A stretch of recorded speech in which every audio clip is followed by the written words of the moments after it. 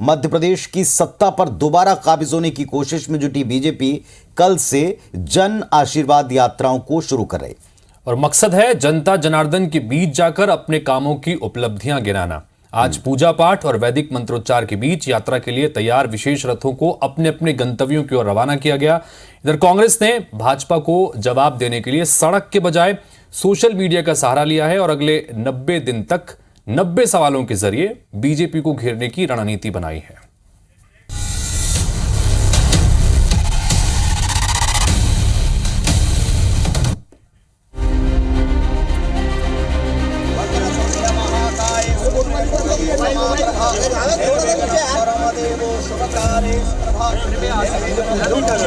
वैदिक मंत्रोच्चार के साथ पूरे विधि विधान से पूजा कर बीजेपी ने जन आशीर्वाद यात्रा के लिए रथ को रवाना किया। सीएम शिवराज सिंह चौहान, वीडी शर्मा समेत बीजेपी के कई दिग्गज नेताओं ने यात्रा के लिए रथों को भेजा। रथों को हरी झंडी दिखाने के बाद सीएम शिवराज ने कहा कि एक बार फिर जनता का आशीर्वाद लेने आ रहे हैं। और प्रदेश के भाइयों और बहनों,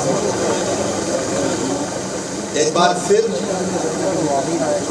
आपका आशीर्वाद लेने हम आ रहे हैं। सत्ता में बने रहने के लिए बीजेपी की जन आशीर्वाद यात्रा 5 अलग अलग अंचलों से शुरू होगी।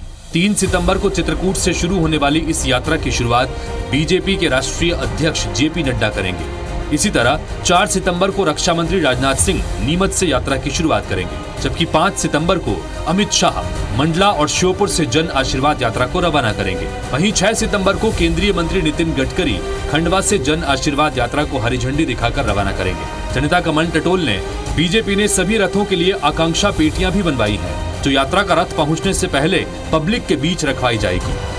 सारा राज्य इस बात का साक्षी है कि जब चुनाव का समय आता है तो भारतीय जनता पार्टी जनता से आशीर्वाद लेने का कार्यक्रम बनाती है। जो हमारी यात्राएं चलेंगी वहाँ पर जन आकांक्षा पेटी बड़े शहरों में, गांव के अंदर, प्रमुख स्थलों पर और मोबाइल वैन के माध्यम से भी हम जनता के आशीर्वाद के साथ जन आकांक्षाओं को एकत्रित करने का काम करेंगे।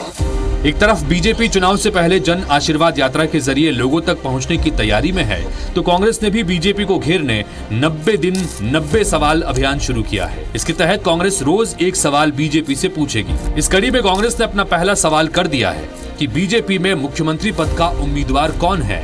सवाल के बदले बीजेपी ने भी कांग्रेस से सवाल दाग दिया।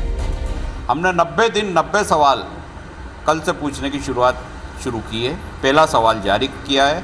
भाजपा के मुख्यमंत्री जो आज वर्तमान में हैं, जो निवर्तमान होने वाले हैं, वो इस सवाल का जवाब दें कि भाजपा का अगला मुख्यमंत्री उम्मीदवार कौन है। पहला तो मैं कांग्रेस से पूछना चाहता हूं कि उनके 60 साल जो देश में शासन किया उसका जवाब कौन देगा। सिर्फ एक परिवार क्यों बढ़ाया गया, सिर्फ परिवारवाद की राजनीति क्यों की गई। जाहिर है 2008 और 2013 में इन्हीं यात्राओं की बदौलत बीजेपी सत्ता तक पहुंची, लेकिन 2018 में यात्रा में जनता की भीड़ तो जुटी, लेकिन वोट का आशीर्वाद पार्टी को नहीं मिल पाया। बीजेपी एक बार फिर यात्रा के जरिए जनता का आशीर्वाद लेने निकली है। इधर कांग्रेस भी सवालों के जरिए बीजेपी और यात्रा की घेराबंदी करने की रणनीति बना रही है। इंदौर से अंशुल मुकाती के साथ ब्रिजेश जैन, IBC 24 भोपाल।